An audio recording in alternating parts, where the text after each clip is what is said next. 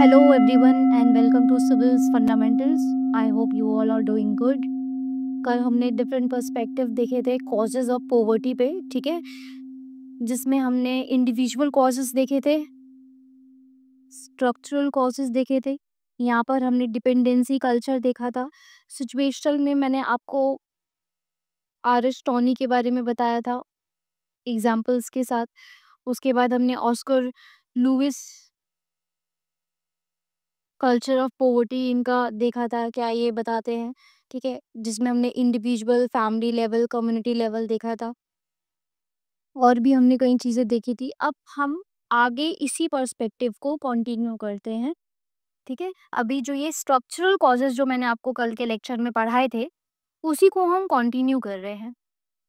तो Oscar Louis के बाद हम देखते हैं सिचुएशनल कंस्ट्रेंट्स थ्योरी। ये क्या है? ये देखते हैं। सिचुएशन कंस्ट्रेंट्स थ्योरी एक ऑल्टरनेटिव है कल्चर ऑफ पॉवर्टी का। So this theory rejects the idea that poor people's behavior is shaped by permanent culture of poverty. ये जो ऑस्कर लुइस ने कल्चर ऑफ पॉवर्टी की थ्योरी दी थी, इसको ये रिजेक्ट करता है। क्या कहते हैं ये? ये थ्योरी क्या कहता है कि गरीब लोग एक अलग कल्चर की वजह से वैसे नहीं जीते, बल्कि अपनी सिचुएशन की प्रेशर में जीते हैं। जैसे कि इनकम की कमी हो सकती है, अनएम्प्लॉयमेंट हो सकता है, एजुकेशन हो सकता है, हेल्थ का एक्सेस ना होना, ये सारी चीज़ें हो सकती हैं, ठीक है। तो कोई कल्चर नहीं होता है इनका, उनकी सिचुएशन ऐसी होती है कि उनको ऐसे जीना पड़ता है। तो ये कल्चर ऑफ पॉवर्टी को रिजेक्ट करता है। तो सिचुएशनल कंस्ट्रेंट्स क्या हैं?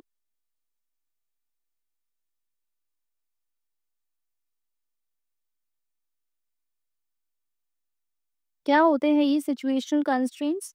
ये कहते हैं कि ये रियल लाइफ डिफिकल्टीज होती है जो पुअर पीपल फेस करते हैं, जैसे lack of money, job insecurity, poor housing, limited access to education and health. So their behavior is a practical response to these harsh conditions, not a result of a separate culture. इन सभी situation के चलते गरीब लोग कुछ specific तरीके से react करते हैं। एक प्रैक्टिकल सर्वाइविंग स्ट्रैटेजी होती है, कोई अलग कल्चरल आइडेंटिटी नहीं होती, जैसे कि ऑस्कर लुइस साहब बोलते हैं। तो गरीब लोग कोई कल्चर फॉलो नहीं करते, सिचुएशनल रिएक्शंस देते हैं। मेन आर्ग्यूमेंट क्या है सिचुएशनल कंस्ट्रेंट थ्योरी का? पहला, behavior of poor is temporary and circumstantial। Culture of poverty क्या कहता है कि ये इन लोगों ने तो अपने जीने का तरीका ऐसे बना दिया, एक कल्चर बना दिया है, एक सब कल्चर बना दिया, और जनरेशन से जनरेशन ट्रांसफर होते रहते हैं, इसी ट्रैप में फंसे रहते हैं, कभी पॉवर्टी से बाहर निकल ही नहीं सकते। लेकिन सिचुएशनल कंस्ट्रेंट थ्योरी तो इसको रिजेक्ट करने के लिए आई है। तो क्या कह रही है कि बिहेवियर जो है ये पुअर का, it is temporary and circumstantial. Once their situation improves, their behaviour will also change. जब उनकी कंडीशंस इम्प्रूव होती है, जैसे उनको पैसा मिला, अगर नौकरी मिल जाए, एजुकेशन मिलता है, तो उनका बिहेवियर भी चेंज हो जाता है। तो ऐसा कुछ नहीं है कि ये हमेशा कल्चर में ही फंसे रहेंगे। Second, poor people are not cut off from mainstream society. They share same values as others, but they can't fulfill those values because of their situation। वो भी सेम वैल्यू फॉलो करते हैं जैसे आम लोग जो सोसाइटी के हैं वो करते हैं, लेकिन सिचुएशन ऐसी होती है कि वो वैल्यूज वो फुलफिल कर ही नहीं पाते। वो भी एजुकेशन को अच्छा मानते हैं, ठीक है, सक्सेस को अच्छा मानते हैं, लेकिन सिचुएशन ही ऐसी है कि वो चाह कर भी एजुकेशन नहीं ले पाते, एक्सेस नहीं मिल पाता उनको। तो वो इन वैल्यूज को अचीव नहीं कर पाते क्योंकि उनके पास रिसोर्सेज नहीं है। तीसरा, the poor are capable of change. When opportunities improve, better income, housing, jobs, they are ready to adapt and behave like rest of society. तो गरीबी एक हालात है, नेचर नहीं। जब हालात बदलेंगे तो लोग भी बदलेंगे। तो की डिफरेंस क्या है कल्चर ऑफ पॉवर्टी में और सिचुएशनल स्ट्रेन थ्योरी में? ये क्या कहता है कि पुअर का अपना ही एक सब कल्चर है। ये क्या कहते हैं कि जो पुअर है वो बिहेव करते हैं बेस्ड ऑन सिचुएशन। यहाँ पर क्या कहते हैं कि behaviour is passed on across generations. यहाँ पर ये क्या कह रहे हैं कि जो इनका बिहेवियर है ये पास ऑन जरूरी नहीं है कि पास ऑन होगा generation to generation. Behaviour temporary होता है, परमानेंट नहीं होता। जब उनके पास उनकी हालात चेंज होगी तो उनका बिहेवियर भी चेंज हो जाएगा। जब एजुकेशन हेल्थ वगैरह मिलेगा तो कोई कल्चर में थोड़ी ना फंसे रहेंगे वो। फिर फैटलिज्म, हेल्पलेसनेस ये लोग इंटरनलाइज कर लेते हैं, ठीक है। लेकिन सिचुएशनल कंस्ट्रेंट क्या कहते हैं कि ये जो फैटलिज्म हेल्पलेसनेस है दे आर रिस्पॉन्स है उनका डिफिकल्ट कंडीशंस में। ऐसा नहीं है कि इंटरनलाइज करके बैठ गए हैं। फिर कल्चर ऑफ पॉवर्टी क्या कहता है कि poor are disconnected from mainstream life. Disconnected रहते हैं ये मेन स्ट्रीम सोसाइटी से। लेकिन सिचुएशनल कंस्ट्रेंट थ्योरी क्या कहते हैं poor share main stream values but can't act on them because they do not have active resources. तो conclusion अगर हम देखें तो situational constraint theory sees the poor not as stuck in a culture, they see them as rational individuals reacting to their difficult condition. Once those conditions improve, their behavior can also change. So this theory emphasizes social structure over culture and the hope for upward mobility rather than a cycle of inherited poverty. तो ये situational constraint theory हो गई। अब next हम देखते हैं Marxian perspective on poverty. Marxian perspective क्या है? ये कहते हैं कि कैपिटलिज्म क्रिएट्स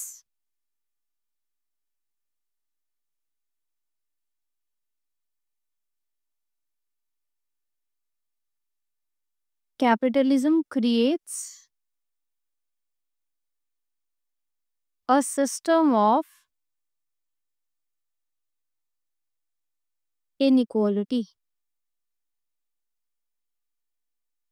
कैपिटलिज्म का स्ट्रक्चर कैसा होता है? वेल्दी लोग होते हैं, लोग्स कह रही हूँ मैं, वेल्दी लोग होते हैं जिनके पास मीन्स ऑफ प्रोडक्शन होता है। जैसे इनके पास फैक्ट्रीज होती है, लैंड होती है, मशीन होती है, तो ये ओनर होते हैं। एग्जाम्पल अंबानी। और बाकी लोग जो कुछ ओन नहीं करते, जिनके पास सिर्फ अपना लेबर है उन्हें देने के लिए, जो अपना लेबर बेचना पड़ता है उनको, वो होते हैं वर्कर। इनके पास कुछ नहीं है, ये कुछ ओन नहीं करते, ठीक है। तो ये ओनर है एक तरीके से और ये वर्कर है जो अपनी लेबर बेच के पैसा कमाते हैं। अब ये क्या कहते हैं कि कैपिटलिज्म को एक मोटिवेटेड वर्कफोर्स चाहिए होती है।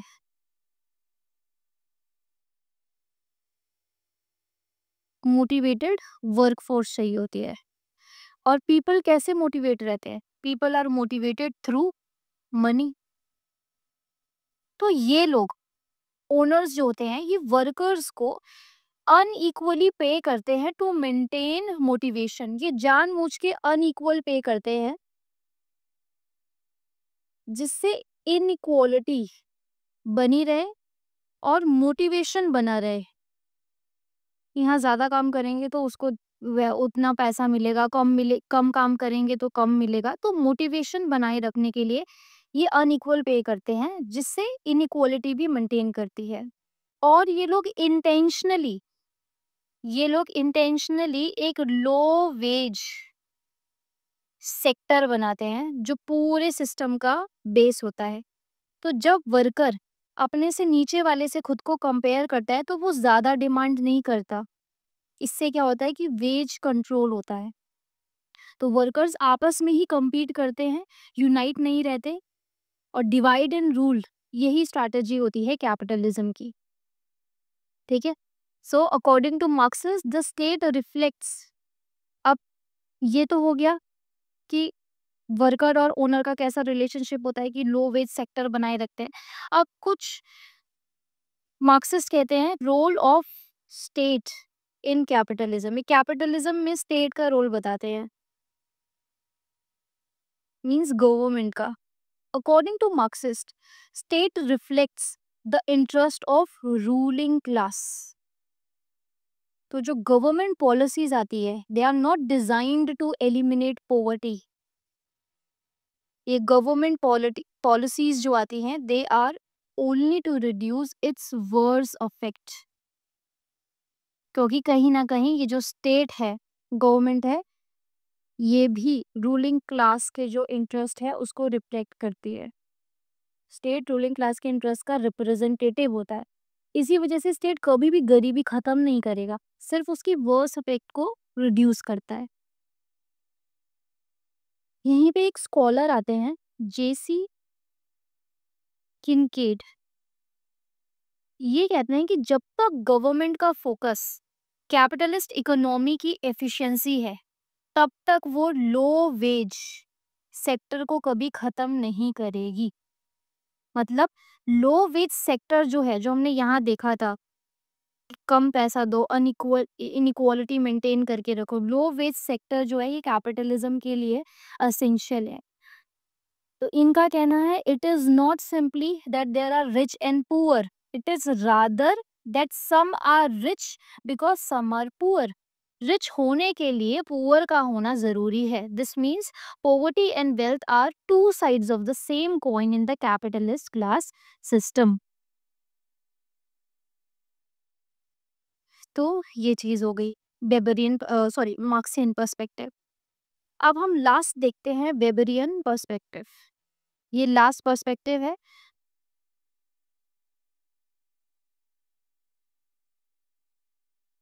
और इतने सारे पर्सपेक्टिव बताए हैं, जो भी जहाँ भी फिट हो, ऐसे एथिक, गवर्नेंस, सोशल जस्टिस, जहाँ भी फिट हो ज़रूर फिट करना। ऐसा कुछ इतना हार्ड नहीं है, नाम आपको याद रखना नहीं है। जो जीएस वाले बच्चे हैं, सिर्फ कॉन्सेप्ट याद करना है, कॉन्सेप्ट बहुत अच्छे से समझा दिया गया है। नोट्स आप लोगों को टेलीग्राम पे मिलेगा, डिस्क्रिप्शन में टेलीग्राम की आईडी का लिंक होगा, वहाँ पर जाना है आपको। और फाइल्स वाले ऑप्शन में जाके जब आप ग्रुप में जाएँगे, फाइल्स वाले उसमें जाएँगे जब आप, तब आपको मिल जाएगा। अब हम वेबेरियन पर्सपेक्टिव देते हैं। ये क्या कहते हैं? Poverty depends on market position. Poverty depend करती है मार्केट पोजीशन पे। इंडिविजुअल की जो क्लास पोजीशन है, वो उसकी मार्केट सिचुएशन पर डिपेंड करती है।